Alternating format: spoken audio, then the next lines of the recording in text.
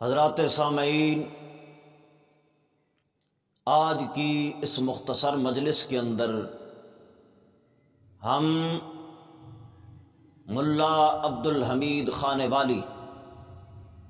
کے چیلنج مناظرہ کے الفاظ کے اندر چھلکتا رفظ اس موضوع پر کلام کریں گے کہ ملا عبدالحمید خانیوالی موجودہ خمینی غالی عبدالحمید خانیوالی اپنی تقریروں کے اندر، بیانات کے اندر رفظ پھیلاتا رہتا ہے۔ جس طرح اس کی تقریروں کے اندر، بیانات کے اندر سبق رفظ موجود ہے، اسی طرح اس کے چیلنج مناظرہ کے الفاظ کے اندر بھی رفظ چھلک رہا ہے۔ آج کے اس درس کے اندر ہم اسی کو بیان کریں گے، لیکن قبل اس کے کہ ہم اس کے چیلنج مناظرہ کے الفاظ کے اندر چھلکتا رفظ اس کو ظاہر کریں، اولاً تمہید کے طور پر یہ سمجھیں کہ اہل سنت کا عقیدہ ہے کوئی بھی غیر نبی کسی شان میں بھی کسی نبی سے افضل نہیں ہو سکتا۔ یہ اہل سنت کا عقیدہ ہے کہ کوئی بھی غیر نبی سے کسی شان میں بھی افضل نہیں ہو سکتا، جبکہ اہل تشیع کا عقیدہ یہ ہے کہ وہ حضرت علی کرم اللہ تعالی وجہ الکریم اور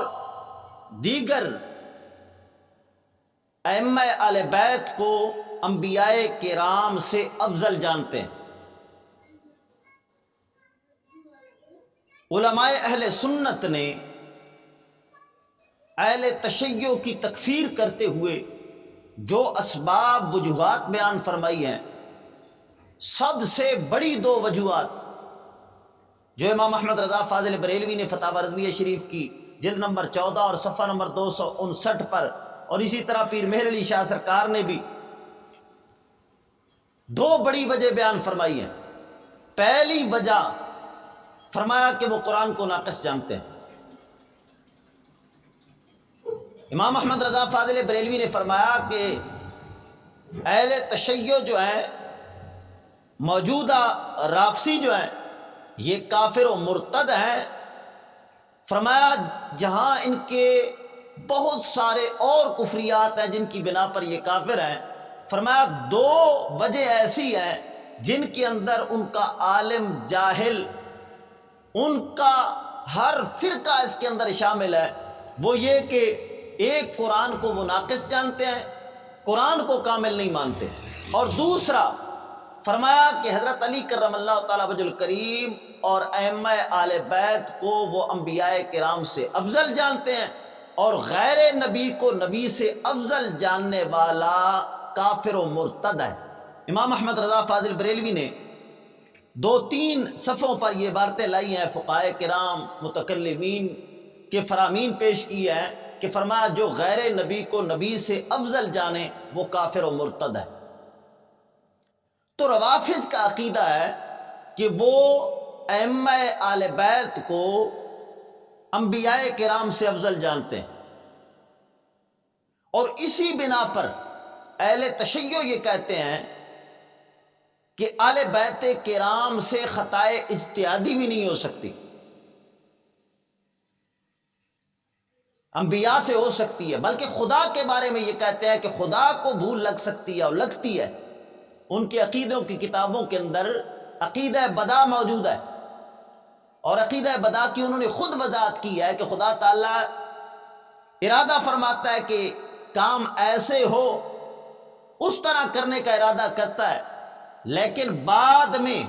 اس کام میں بہتری اسے معلوم نہیں ہوتی، دوسرے کام کے اندر بہتری معلوم ہوتی ہے، تو سابقہ ارادے کو چھوڑ کر دوسری جانب ارادہ فرماتا ہے۔ یعنی کیا مطلب؟ پہلے ارادے کے اندر خطا ہوئی ہے،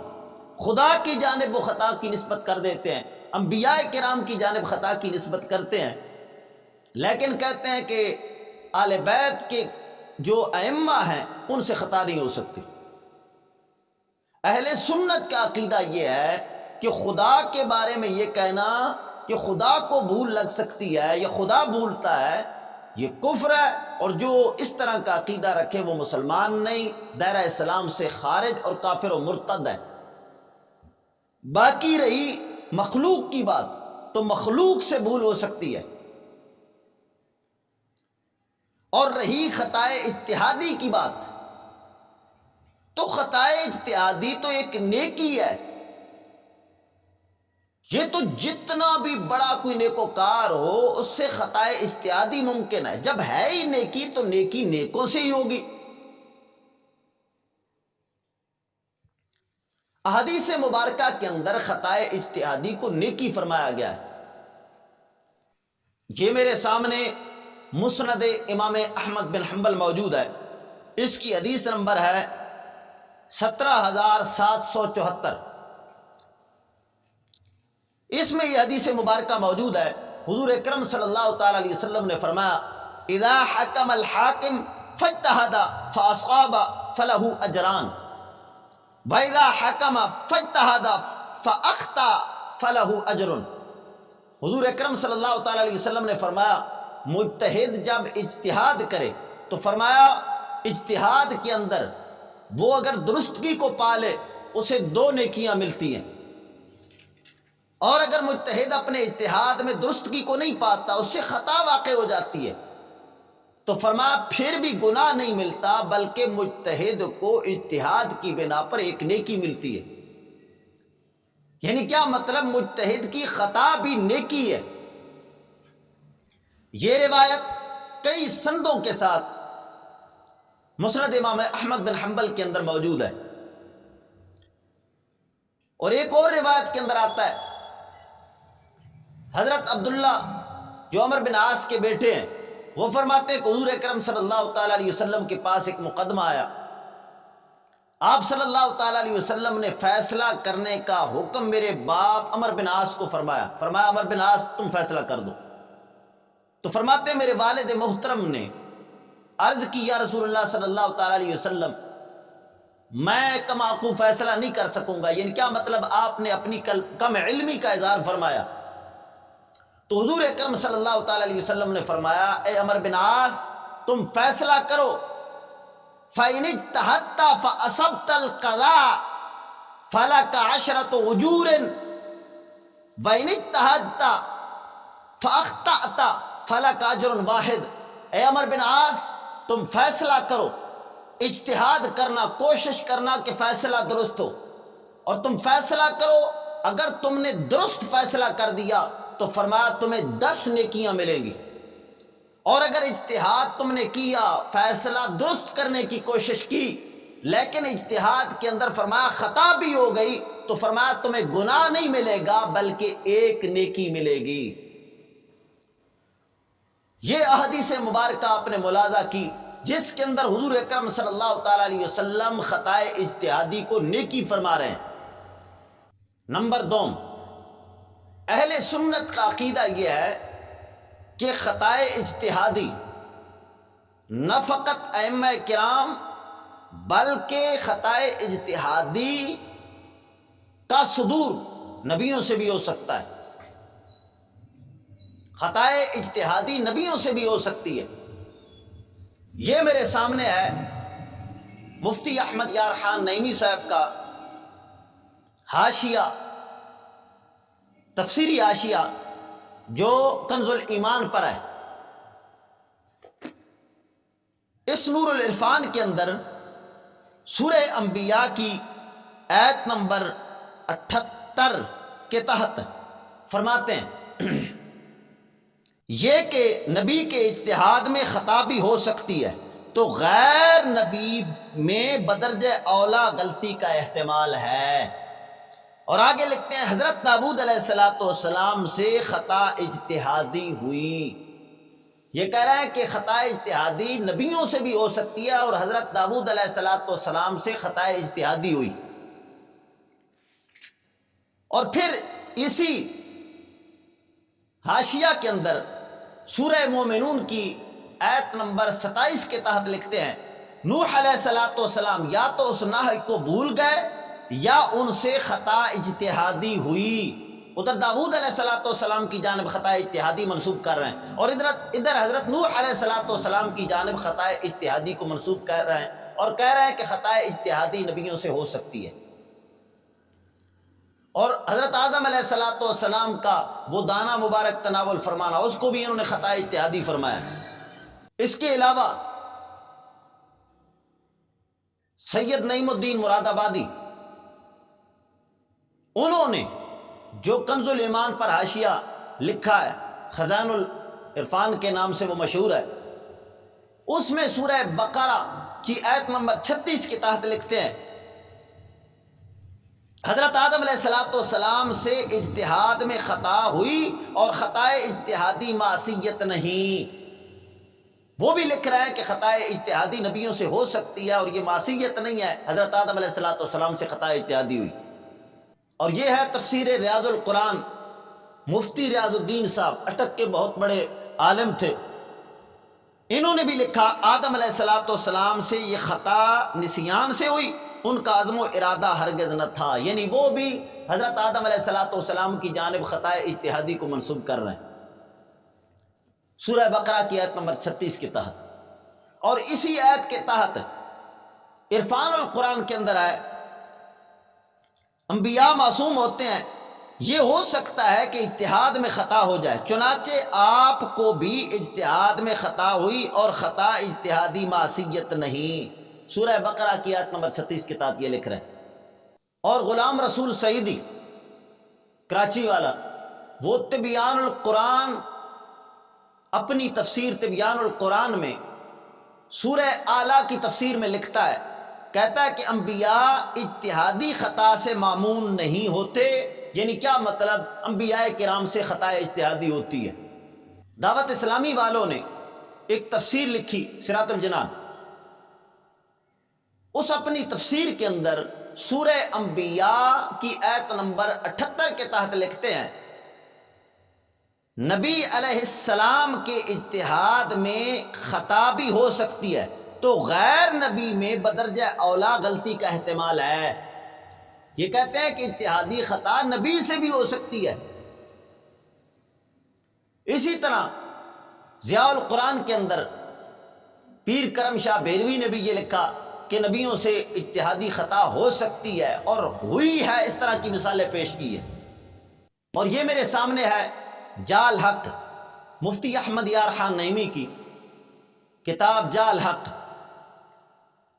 تقلید کی بحث کے اندر لکھتے ہیں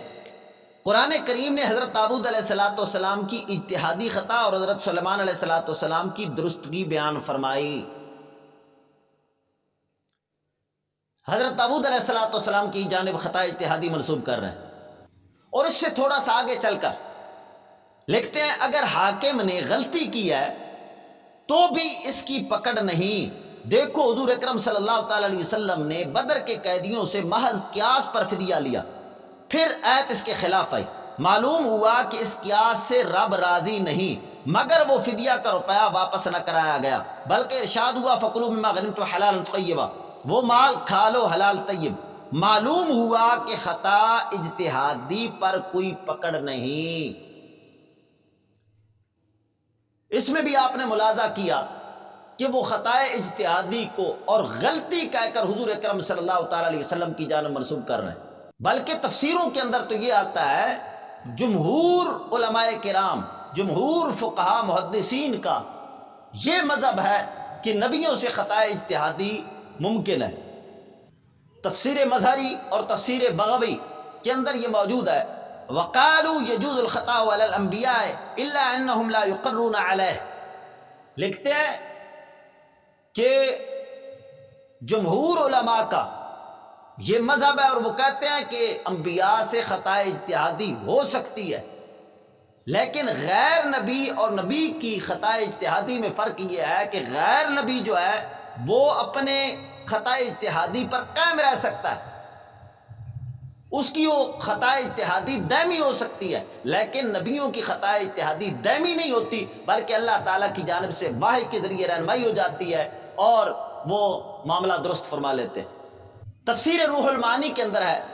جمہور المحدثین والفقہاء علی انہ یجوز للانبیاء علیہم السلام الاجتہاد فی الاحکام الشرعیۃ ویجوز علیہم الخطاء فی ذلک لیکن لا یقرون علیہ۔ فرماتے ہیں جمہور محدثین اور فقہاء یہ فرماتے ہیں کہ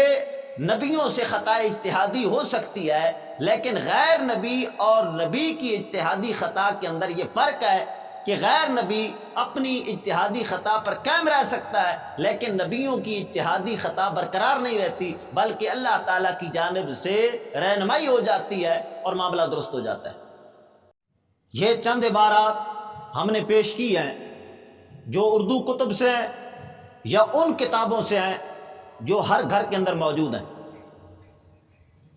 وگرنہ عربی کتب سے اگر میں پیش کرنا چاہتا تو میرے پاس 200 سے زائد حوالہ جات موجود ہیں عربی کتب کے، جن کے اندر خطا اجتہادی کو نبیوں کی جانب منسوب کیا گیا اور کہا گیا ہے کہ نبیوں سے خطا اجتہادی ہو سکتی ہے، لیکن ان حوالہ جات کو میں نے اس وجہ سے نہیں پیش کیا کہ میں جانتا تھا جن سے میں کلام کر رہا ہوں وہ اردو بھی بمشکل پڑھتے ہیں۔ ان عبارات کے اندر ہم نے 2 چیزوں کو ثابت کیا ہے، ایک یہ کہ خطا اجتہادی گناہ نہیں بلکہ نیکی ہے، اور دوسرا یہ کہ خطا اجتہادی کی نسبت انبیاء کی جانب بھی کی گئی ہے اور خطا اجتہادی نبیوں سے بھی ممکن ہے۔ اب ملا خان والی وہ ہے جو خطا اجتہادی کو حضرت امام حسین کی جانب نسبت کرنے پر الیاذ باللہ پڑھ رہا ہے اور کانوں کو ہاتھ لگا رہا ہے۔ میں پوچھتا ہوں کہ خطا اجتہادی کو حضور اکرم صلی اللہ تعالیٰ علیہ وسلم نے نیکی فرمایا ہے، حضور اکرم صلی اللہ تعالیٰ علیہ وسلم تو خطا اجتہادی کو نیکی فرمائے، اور یہ اس کو اتنا بڑا گناہ سمجھتا ہے کہ کانوں کو ہاتھ لگا رہا ہے اور الیاذ باللہ پڑھ رہا ہے۔ میں پوچھتا ہوں حضور تو نیکی فرمائے اور یہ اس کو اتنا عظیم درجے کا گناہ سمجھے، بتا گستاخ رسول یہ نہیں ہے تو گستاخ رسول کو سینگ اگتے ہیں۔ نمبر 2، ان عبارات کے اندر ناچیز نے ثابت کیا کہ یہ علماء خطا اجتہادی کو نبیوں کی جانب منسوب کر رہے ہیں اور کہہ رہے ہیں کہ خطا اجتہادی نبیوں سے ہو سکتی ہے اور ہوئی ہے۔ اب میرے 2 سوال ہیں، میں پوچھتا ہوں اگر خطا اجتہادی کی نسبت نہ حضرت امام حسین کی جانب کر سکتے ہیں نہ نبیوں کی جانب کر سکتے ہیں، اور جو کرے وہ گستاخ ہے، جس نے حضرت امام حسین کی جانب منسوب کیا وہ گستاخ حضرت امام حسین ہے اور یزیدی ہے اور سنیت سے خارج ہے، تو میں پوچھتا ہوں جس نے حضرت امام حسین کی جانب خطا اجتہادی کو منسوب کیا وہ گستاخ حضرت امام حسین ہو کر سنیت سے خارج ہے، تو جو نبیوں کی جانب خطا اجتہادی کو منسوب کر رہے ہیں اور کہہ رہے ہیں کہ نبیوں سے خطا اجتہادی ہو سکتی ہے اور ہوئی ہے، وہ گستاخ رسول ہو کر گستاخ انبیاء ہو کر سنیت سے خارج کیوں نہیں ہے؟ لہٰذا ادھر اگر یزیدیت کا فتویٰ لگاتے ہو تو فتویٰ ان پر بھی لگا اور یہ کہو امام احمد رضا گستاخ رسول سنیت سے خارج، نعیم الدین مراد آبادی گستاخ رسول سنیت سے خارج، مفتی احمد یار خان نعیمی گستاخ رسول اور سنیت سے خارج، دعوت اسلامی والے طاہر القادری اور یہ سارے کے سارے پھیرے والے یہ سارے کے سارے گستاخ رسول اور سنیت سے خارج ہے۔ جو فتویٰ ادھر لگاتے ہو وہ فتویٰ ادھر بھی لگاؤ۔ اور اگر تم یہ کہو خطا اجتہادی نبیوں سے ہو سکتی ہے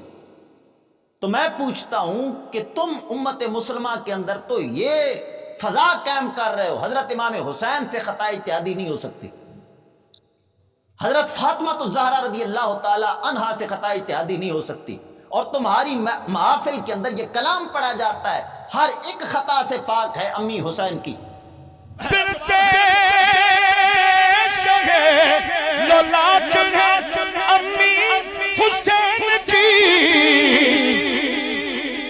سید حسن حسین الدین شاہ صاحب کا شاگرد کہہ کے جا رہا ہے،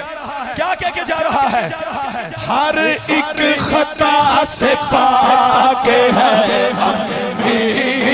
حسین کی، ہر ایک خطا سے پاک ہے حسین کی، ہر ایک خطا سے پاک ہے حسین کی، بولو سارے ہر ایک خطا سے پاک ہے حسین کی۔ تو میں پوچھتا ہوں، نبیوں کی جانب تو خطا اجتہادی کو تم منسوب کر رہے ہو، اور ادھر خطا اجتہادی منسوب کرنے پر تم کہتے ہو کہ یہ ناجائز ہے، ادھر منسوب نہیں کر سکتے۔ بتائیے ان کو انبیاء سے بڑھانا نہیں ہے تو اور کیا ہے؟ اور فتویٰ امام احمد رضا فاضل بریلوی رضی اللہ تعالی عنہ کا سن چکے، جو غیر نبی کو نبیوں سے بڑھائے اس پر کیا فتویٰ لگتا ہے؟ یہ تھا ملا خانے والی کا رفظ، ایک یہ کہ خطا اجتہادی کو حضور نے نیکی فرمایا اور یہ اس کو گناہ سمجھ رہا ہے، دوسرا یہ کہ اس نے غیر نبی کو نبیوں سے بڑھا کر پیش کیا اور یہی سبق امت مسلمہ کے اندر پھیلا رہا ہے، جبکہ یہ اہل سنت کی خدمت نہیں ہے، اہل سنت کی تعلیمات نہیں ہے، بلکہ رافضیوں کی تعلیمات ہے۔ باقی رہا یہ کہنا کہ تم یزید کو حق پر کہتے ہو اور حضرت امام حسین کو اس کے مقابلے میں خطا پر کہتے ہو، تو میں چیلنج کرتا ہوں پوری دنیا کے بلے کی یہ کذاب اکٹھے ہو جائیں، ہماری ایک عبارت یا ایک کلپ ثابت کر دیں جس کے اندر حضرت امام حسین کو ہم نے خطا پر کہا اور یزید کو اس کے مقابلے میں حق پر کہا ہو۔ یہ مرتے مر سکتے ہیں لیکن یہ کبھی بھی ثابت نہیں کر سکتے۔ یزید کو کسی نے بھی حق پر نہیں کہا ہے۔ حضرت امام حسین کی جو خطا اجتہادی، ہم نے تو یہ کہا کہ حضرت امام حسین ادھر سے گئے تھے، وہاں پر جا کر یزید کی حکومت کو ختم کر کے حکومت قائم کرنا چاہتے تھے، لہذا وہاں پر جا کر جس وقت حالات اس کے بالعکس دیکھے تو آپ نے واپسی کا ارادہ فرمایا، رجوع فرمایا، پہلے اجتہاد کو چھوڑا، دوسرے اجتہاد کی جانب آپ نے رجوع فرمایا۔ ہم نے یہ کہا، اور آپ کے